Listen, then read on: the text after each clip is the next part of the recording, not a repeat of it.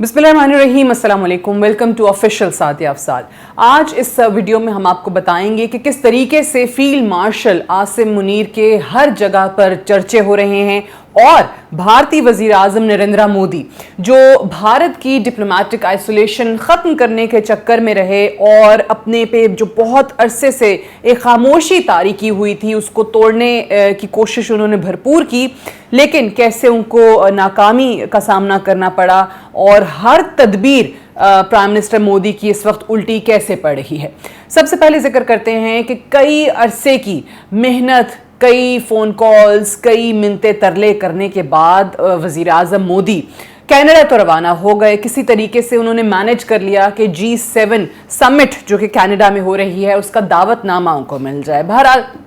Invitation उनको मिल गया और वो कनाडा चले भी गए और ये सोच कर गए कि जी पाकिस्तान के हाथों जो शिकस्त हमने खाई है उसके बाद मैं G7 जाऊंगा, अहम जो मगरबी ममालिक हैं उनके सरबराहान से मेरी मुलाकातें होंगी, फ़ोटो सेशन होगा, गले लगूंगा, उनके तस्वीरें खिंचवाऊंगा और फिर हर जगह पे मेरी इन खबरों के चर्चे होंगे और ख़ास तौर से अमरीकी सदर ट्रंप से मेरी वहाँ पर मुलाकात हो जाएगी और मैं दोबारा से दिखा सकूँगा कि मैं अपने डियर फ्रेंड, जिनको वो डियर फ्रेंड कहते रहे हमेशा से, कि उनके वापस करीब आ चुका हूँ और किस तरीके से मेरा अपना जो मीडिया है, जो भारतीय मीडिया है, वो भी इन खबरों को टेकअप करेगा, इस पर तबसरे होंगे और इस पर बात की जाएगी। लेकिन प्राइम मिनिस्टर मोदी के तमाम ख्वाब, तमाम कोशिशें, तमाम तदबीरें जो हैं वो किसी काम नहीं आई और तमाम ख्वाब अधूरे ही रह गए। अमरीकी सदर से तो उनकी मुलाकात ना हो सकी। इनफैक्ट अमरीकी सदर जो हैं उन्होंने अपना दौरा जो था उसको मुख्तसर किया और कनाडा से वापस अमरीका चले गए। क्योंकि उनकी वहाँ पर फील्ड मार्शल सैयद आसिम मुनीर से मुलाकात तय थी और ये मुलाकात जो है इसका ड्यूरेशन 1 घंटा रखा गया था, लेकिन हुआ क्या कि वो मुलाकात 2 घंटे से भी ज़्यादा जारी रही, जिसकी ऑब्वियसली बहुत ज़्यादा आपको इंडियन मीडिया पे तकलीफ़ भी नज़र आ रही है, काफ़ी चर्चे भी उसके हो रहे हैं। प्राइम मिनिस्टर मोदी जो ये सोच रहे थे कि मेरी कुछ तस्वीर आ जाएंगी और मेरा मीडिया उस पर जिक्र करेगा, बात करेगा, उनके अपने मीडिया ने भी उनको लिफ्ट नहीं करवाई क्योंकि तमाम की तमाम नज़रें जो थीं वो प्रेसिडेंट ट्रंप और फील्ड मार्शल आसिम मुनीर की मुलाकात पे लगी हुई थी। और फिर इस पे सोने पे सुहागा क्या हुआ, किस तरीके से फील्ड मार्शल के खुद चर्चे किए, किसने, प्रेसिडेंट ट्रंप ने। मुलाकात ख़त्म हुई, 2 घंटे से ज़्यादा मुलाकात रही और उसके बाद प्रेसिडेंट ट्रंप जब बाहर आते हैं, सहाफ़ियों से बात करते हैं, तो उसमें फील्ड मार्शल आसिम मुनीर का उन्होंने शुक्रिया अदा किया कि जी पाकिस्तान और इंडिया की जंग रोकने के लिए मैं इनका शुक्रिया अदा करना चाहता हूँ कि इन्होंने मेरी बात मानी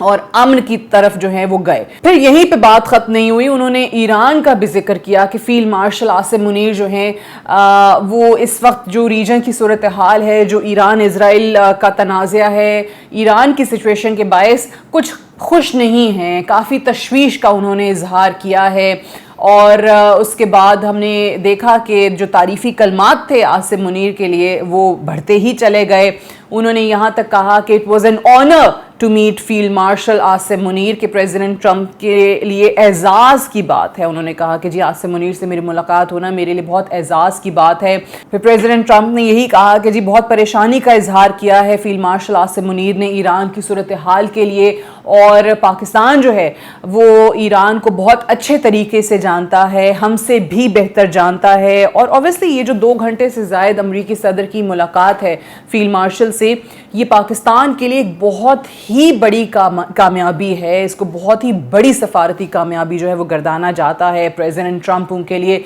लंच होस्ट करते हैं, वाइट हाउस के कैबिनेट रूम में ये ज़ोहराना दिया जाता है। फिर ऑब्वियसली जो बाहर आके बातें हुई वो ज़्यादा, जो मैंने आपको बताया कि वो ज़्यादा पाकिस्तान की सफारती कामयाबी को ज़ाहिर करती हैं कि वो तमाम चीज़ें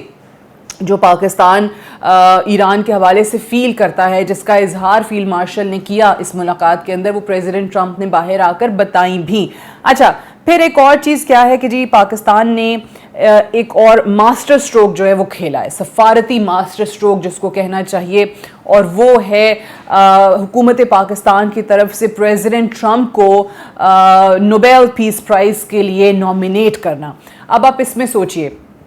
سفارتی اعتبار سے. وہ پریزیڈنٹ ٹرمپ جب وہ اقتدار میں آئے اور وہ کہتے تھے کہ جی میں جنگیں رکواؤں گا, میں امن چاہتا ہوں دنیا میں, اب ان پہ بڑی ذمہ داری عائد ہو جاتی ہے. اگر ایک کہیں سے ایک ملک, ایک حکومت, ایک ریاست ایک شخص کو نامینیٹ کر رہی ہے, کس چیز کے لیے؟ امن کے لیے. اوبیسلی اس کا کانٹیکسٹ یہی ہے کہ جی انہوں نے پاکستان اور انڈیا کی جنگ رکوانے میں کردار ادا کیا, بٹ اس کو اگر آپ تھوڑا لارجر اسکیل پہ دیکھیں تو اب وہ شخص اوبیسلی یہ بھی سوچتا ہوگا نا کہ اب میرے پہ اور ذمہ داری آ گئی ہے, اور اگر میں ہی ڈائریکٹ ایران پہ حملہ کر دیتا ہوں تو پھر امن کا دائی تو میں نہ رہ سکا, اور پھر مجھے کیا فائدہ یہ نوبیل پیس پرائز کس طریقے سے ملے گا اگر میں ہی ایک ملک پہ حملہ آور ہو جاؤں. سو یہ بڑا زبردست ڈپلومیٹک اسٹروک جو ہے پاکستان نے اس وقت کھیلا ہے, اور پھر یہی وجہ ہے کہ فیلڈ مارشل نے اس طویل ملاقات کے بعد باہر آ کے جو سٹیٹمنٹ آئی وائٹ ہاؤس کی طرف سے, جس میں پریزیڈنٹ کو کوٹ کیا گیا ڈائریکٹلی کہ جی انہوں نے فیصلہ کیا ہے کہ ایران پہ حملے کا فیصلہ 2 ہفتے کے لیے مؤخر کر دیا جائے.